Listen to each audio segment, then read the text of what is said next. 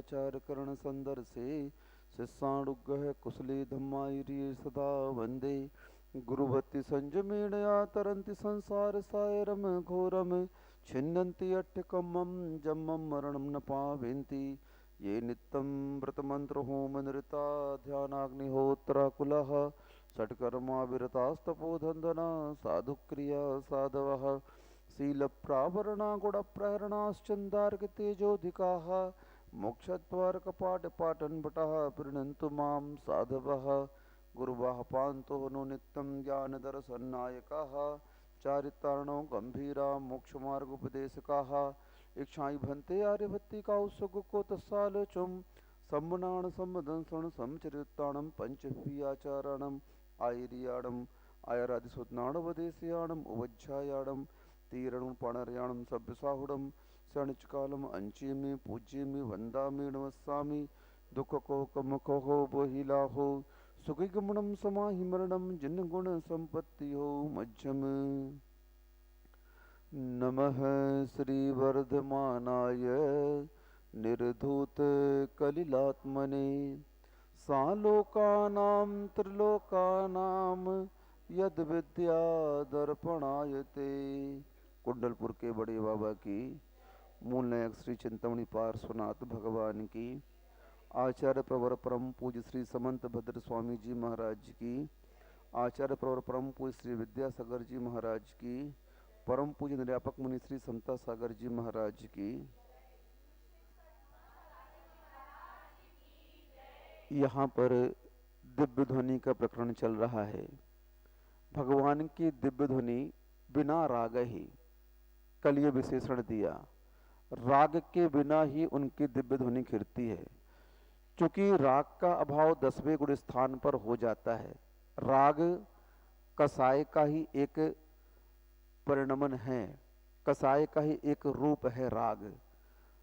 राग और द्वेष ये दो शब्द आपके सामने आते हैं, तो जहां राग रहेगा वहां पर मान और लोभ रहेगा। कौन सी कसाय रहेगी? जहां पर राग रहेगा वहां पर क्या क्या रहेगा? मान और लोभ के उदय में राग कसाय होती है। और द्वेष जहां पर रहेगा वहां पर क्रोध और माया रहेगी। क्या रहेगी? हाँ, द्वेष में क्रोध और माया आएगी। इस प्रकार राग की 2 संतानें हो गई और द्वेष की 2 संतानें हो गई। मोह बाप है। क्या है? मोह। मोह पिताजी है और मोह की 2 संतानें, राग और द्वेष। अब इनकी 2 संतानें और हो गई, क्रोध और मान और माया और लोभ, ये हो गई। ऐसे यह मोहिनी कर्म का परिवार 28 का बन जाता है। कितने का बन जाता है? दर्शन मोहिनी और चारित्र मोहिनी। तो दर्शन मोहिनी का तो 6 या 6 उपसम या उपसम कहाँ हो जाता है? 4थे गुण स्थान में। अब बची 25 कसाय। तो 25 कसाय का जो सद्भाव रहता है वह 10वें गुण स्थान तक रहता है। कहाँ तक रहता है? हाँ, एक एक गुण स्थानों में कसाय कम होती जाती है 25 में से। जैसे अनंतनमति कसाय प्रथम गुण स्थान में रहती है। प्रथम गुण स्थान में जो उसका 6 किया या विषय योजना की उसकी 4थे गुण स्थान में आ गए। अब 4थे गुण स्थान में कितनी कसाय चली गई आपकी? 4 चली गई। कितनी चली गई? अभी सत्ता में कितनी बैठी है? 12 और 9, 9 कसाय भी तो है, ये बैठी है। अब धीरे धीरे जैसे आप गुणस्थान को बढ़ाओगे वैसे वैसे कसायों का उपसम क्षय होता जाएगा। तो बिना गुणस्थान को बढ़ाए कसाय का हम परिवर्तन नहीं कर सकते। कसाय को एक कारण ही हम ऊपर नहीं उठ पा रहे हैं। आप लोग अणुवृत्ति नहीं बन पा रहे हो, तो किसके कारण नहीं बन पा रहे हो अणुवृत्ति? अप्रत्याखानी वर्ण कर्म, अप्रत्याखान कसाय के तीव्र उदय के कारण आप अणुवृत्ति नहीं बन पा रहे हो। क्योंकि अप्रत्याख्यान किसका घात करती है? अणुवृत्त का घात करती है। तो आपके स्वभाव को कौन घात कर रहा है? ये कसाय घात कर रही है। कसाय के कारण ही यह जीव उपरिल गुण स्थानों पर नहीं पहुंच पाता है। हम लोगों ने उन कसायों को दबाते हुए, उपशमन करते हुए, उनके द्रव्य को दूसरे द्रव्य में डालते हुए कहां तक पहुंच गए? प्रत्याख्यान को जीत लिया। किसको जीत लिया? अब लेकिन संजुलन बैठी है सत्ता में, कौन बैठी है? अब संजुलन के सद्भाव में हमें यथाख्यात चरित्र नहीं हो पा रहा है, हम चाह कर भी यथाख्यात चरित्र को आज प्राप्त नहीं कर पा रहे, केवल ज्ञान को प्राप्त नहीं कर पा रहे। केवल ज्ञान के विरोधी कौन है? संजुलन कसाय। कौन सी कसाय है? यानी आत्मा में जितना भी विकास होगा वह कसाय के उपशम और क्षय से ही होगा। किससे होगा? बिना कसाय को उपशम किए आप ऊपर के गुण स्थानों पर नहीं पहुंच पाएंगे। आत्मा का जब भी विकास होगा तो उसमें सबसे अहम भूमिका कसाय की रहती है। बिना कसाय को क्षय किए, उपशम किए हम आगे नहीं बढ़ पाएंगे। हमें आगे बढ़ने से कौन रोक रहा है?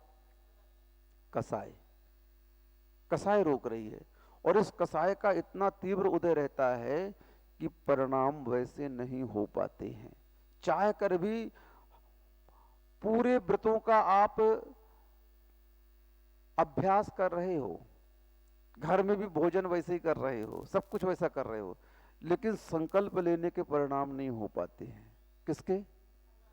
हर प्रकार का बाहर का त्याग है, मर्यादा का भोजन कर रहे हो, कुएं का पानी का भी भोजन कर रहे हो, 2-3 टाइम ही ले रहे हो भोजन, आलोचना पात प्रतिक्रमण के रूप में कर लेते हो, सामायिक कर, सब कर रहे हो अभ्यास, लेकिन भय बना है अंदर।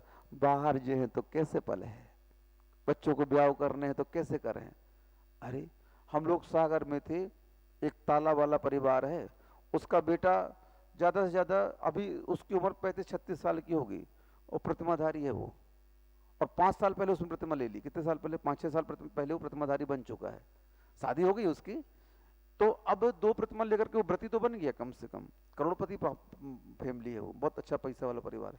लेकिन उसके साथ, पैसे के साथ में उसके परिणाम क्या हुए? मुझे व्रतों को अंगीकार करना। उम्र कितनी है उसकी? 35-36 साल की उम्र है उसकी मात्र, और प्रतिमाधारी है वो। क्या है?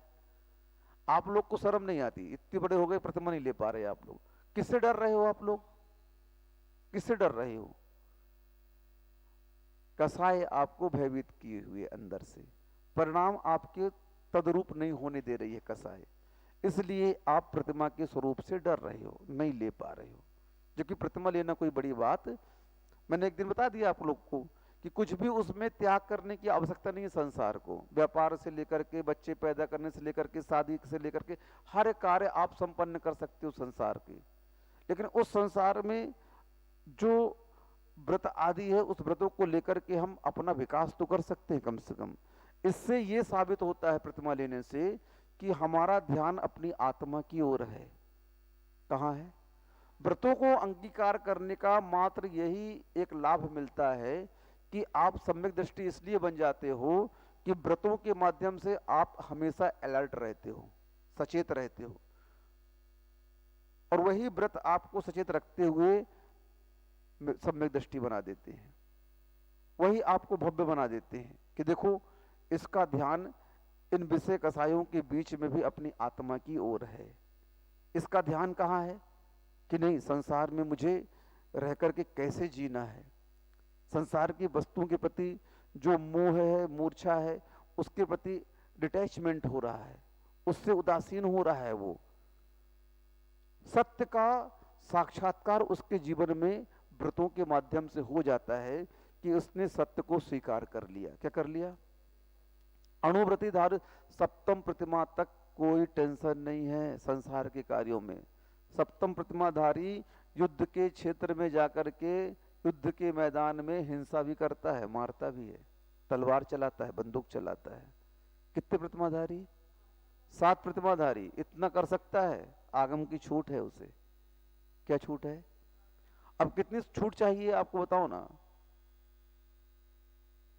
विवेक से काम करेगा। कैसे करेगा? खान पान संयोजना उसके विवेकपूर्ण रहेगी।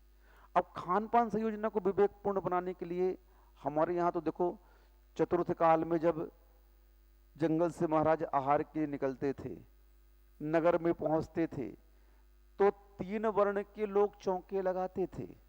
और चौकी क्या लगाते थे?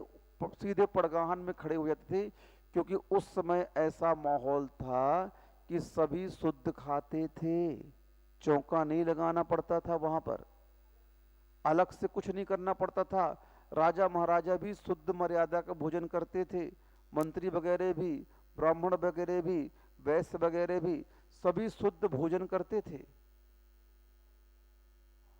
पहले नल कहाँ तो भाई कौन बोरिंग होती ही, या झरना को या कुएं को पानी तो आ, तो जितने नल मल तो मशीनों की देन आए, यंत्र की देन है, ये तो किसकी देन है?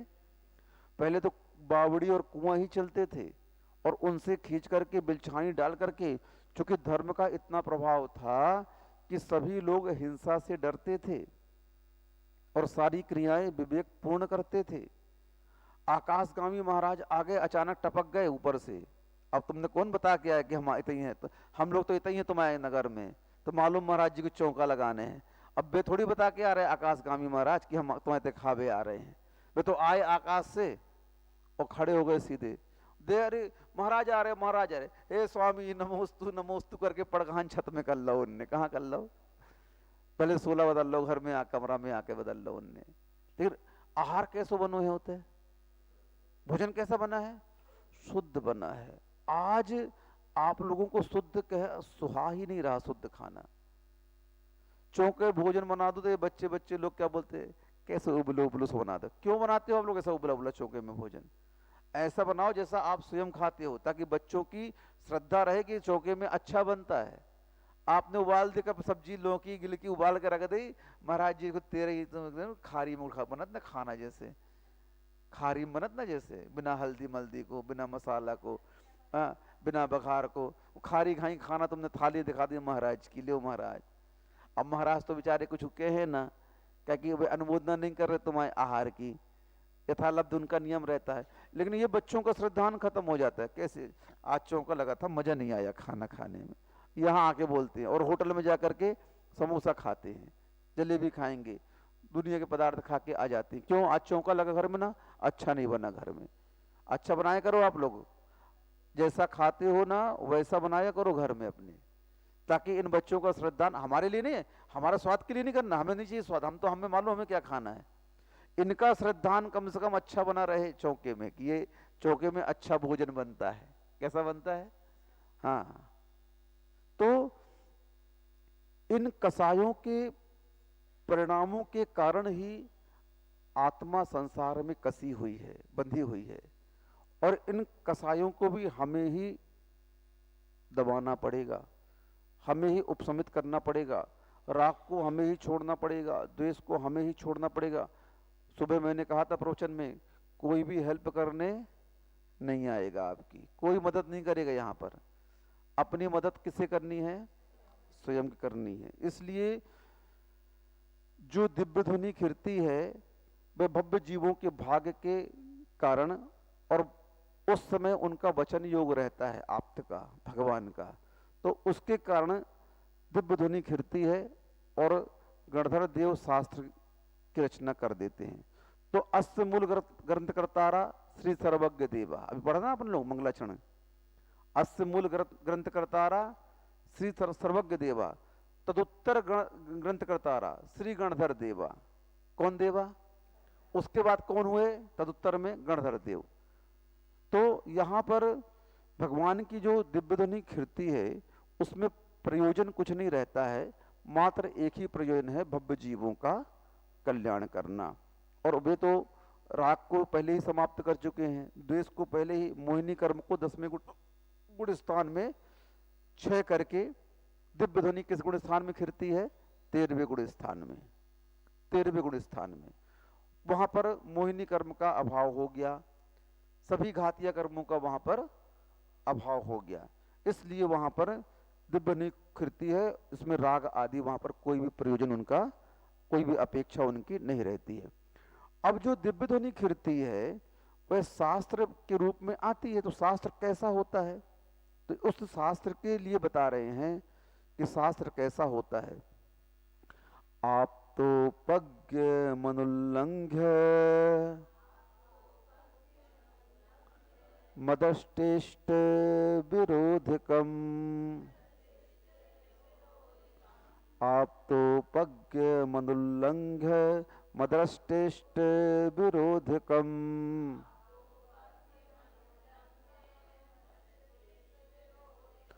तत्वोपदेश कृसारवम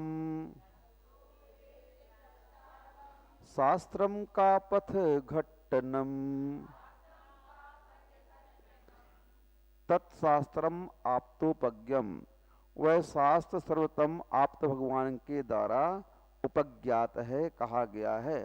अनुल्लंघ्यम, अब इस शास्त्र की विशेषता बता रहे हैं कि हमारा शास्त्र कैसा है, अनुल्लंघ्यम, इसका कोई भी उल्लंघन नहीं कर सकता है, अर्थात यह ग्रहण योग्य है और अन्यवादियों के द्वारा अखंडनीय है। अन्यवादी जैन दर्शन का खंडन नहीं कर सकते हैं, क्योंकि जितने भी दर्शन हैं वे एकांत को लेकर के चलते हैं और जैन दर्शन अनेकांत को लेकर के चलता है। ऐसा ही है वो मानते हैं, लेकिन जैन दर्शन कहता है ऐसा भी है। कैसा भी है? हाँ, जैसे अन्य दर्शन वाले कहेंगे हिमालय दक्षिण में है, कहाँ है? तो जैन दर्शन क्या कहेगा अनेकांत के? नहीं, हिमालय दक्षिण में भी है, हिमालय पूर्व में भी है, हिमालय उत्तर में भी है और हिमालय पश्चिम में भी है। अब चाइना की अपेक्षा से दक्षिण में है, भारत की अपेक्षा से उत्तर में है, और जो बर्मा आदि देश होंगे उनकी अपेक्षा से पश्चिम में है, और इस तरफ वाले जो देश होंगे उनकी अपेक्षा से पूर्व से। तो ये अपेक्षा हमारे यहाँ लगा करके व्याख्यान किया जाता है। इस अपेक्षा से ऐसा भी हो सकता है। इसीलिए एक एकांत वाला एक पकड़ेगा और हम कितने पकड़ेंगे? चारों को पकड़ेंगे, और वहां पर अपेक्षा घटित करके हम उसको एक्सप्लेन करेंगे, व्याख्यान करेंगे और उसको सिद्ध करेंगे। क्या करेंगे? इसीलिए जैन दर्शन का काट कोई नहीं कर सकता है। अन्य मत वाले भी हमसे डरते हैं। क्या करते हैं? सब दर्शन वाले नास्तिक हैं, लेकिन सब नास्तिकों ने मिलकर के जैन धर्म को नास्तिक बोल दिया। अन्य दर्शन वाले जैन दर्शन को नास्तिक बोलते हैं। क्या बोलते हैं? उनकी दृष्टि में जैन दर्शन क्या है? नास्तिक है। ये किसी को नहीं मानता, अपने आप को मानता है। किसको मानता है? जैन दर्शन एक ऐसा दर्शन है किसी सार्वभौमिक सत्ता को स्वीकार नहीं करता। अन्य दर्शन किसी न किसी सत्ता को स्वीकार करते हैं और जैन दर्शन आत्म सत्ता को स्वीकार करता है। हम किसी भगवान को नहीं पूछते। हमारे यहाँ कोई अनादिकाल से कोई भगवान नहीं है। एक हम किसे पूछते हैं? हम उस आत्मा को पूछते हैं जिस आत्मा ने अपने शुद्ध स्वभाव को प्राप्त कर लिया। इनके दो कल्याणकों में हम लोग नहीं जाते, गर्भ और जन्म में हम लोग नहीं जाते इनके यहाँ। होगे तुम तीर्थंकर अपने घर के, अभी कौन हो? असंयमी हो। कौन हो? असंयमी हो। अभी हम कौन है? संयमी है। भले उनको देख करके बड़े बड़े रिद्धिधारी महाराजों की शंकाओं का समाधान हो जाता है, लेकिन वे कौन है? अभी असंयम है। और असंयम ना वंदते, असंयम को कोई वंदना नहीं की जाती। और उनका भी नियोग रहता है। तीर्थंकरों के काल में जो तीर्थंकर होते हैं ना, वे कभी अपने काल में मुनियों का दर्शन नहीं करते। तीर्थंकर बाल्य अवस्था में कभी भी मुनियों का दर्शन नहीं कर सकते, ना वे आहार देते हैं ना कुछ करते हैं। और उनका जन्म से 8 वर्ष अंतर मुहूर्त के उपरांत पंचम गुण स्थान हो जाता है। क्या हो जाता है? हाँ। अब जैसे ही मुनि बनते हैं तब वो बंदनी। फिर हमारे बड़े महाराज कौन हो गए? आचार्य से दीक्षा देते हैं ना। हाँ देखो भाई, बड़े महाराज जी को नमोस्तु करो, आदि सागर महाराज की जय, ऐसे बोलते चले। बड़ा आनंद आता पंचाणकों में। और 2 दिन भैया देखो मंच नहीं जाते आचार्य श्री। मंच क्यों नहीं गए? आप लोगों के यहाँ शोर लगा था। क्या लगा था? आचार्य श्री प्रवचन में बोलते हैं, अब आप लोगों के यहाँ शोर मचा। अब शोर में आप हमारी आवाज कहाँ सुनोगे? शोरगुल में आप अपने मस्त हो, तो शोरगुल में हमारी आवाज नहीं सुनाई देती किसी को, इसलिए हम आपके यहाँ नहीं आते हैं। वो कल्याणक कौन मनाते हैं? मनाते तो सभी देव हैं, लेकिन गर्भ और जन्म में तो वे ही लोग ज्यादा उपस्थित रहते हैं। तब कल्याणक की अनुमोदना हम लोग भी करते हैं, दीक्षा देते हैं जाकर के, बाकी सब मनाते हैं। तो कसायों को जब तक जीतेंगे नहीं, जब तक हम आगे विकास को प्राप्त नहीं कर सकते। और कसाय के कारण ही तो पूरा वाद विवाद है संसार का, राग के कारण, द्वेष के कारण ही तो पूरा वाद विवाद चल रहा है संसार का। और क्या चल रहा है भाई? तुमको दूसरे से क्या लेना? तुम जो कमा रहे हो, जो हमारे पास जो, उसमें खाओ पियो ना, अपना मस्त रहो।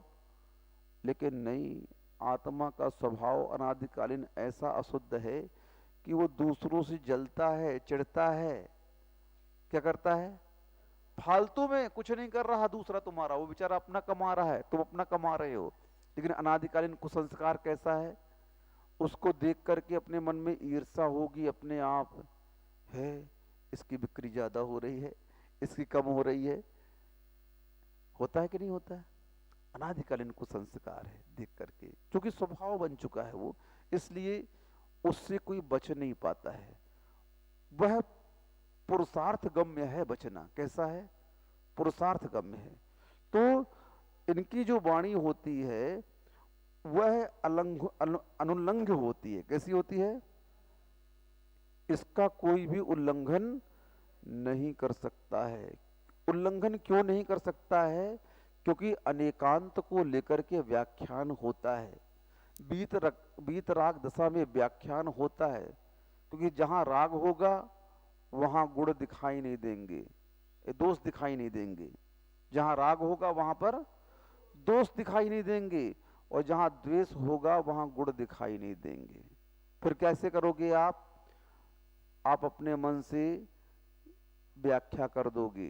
राग के, द्वेष के सद्भाव में व्याख्या कभी भी सही नहीं हो सकती किसी तत्व की।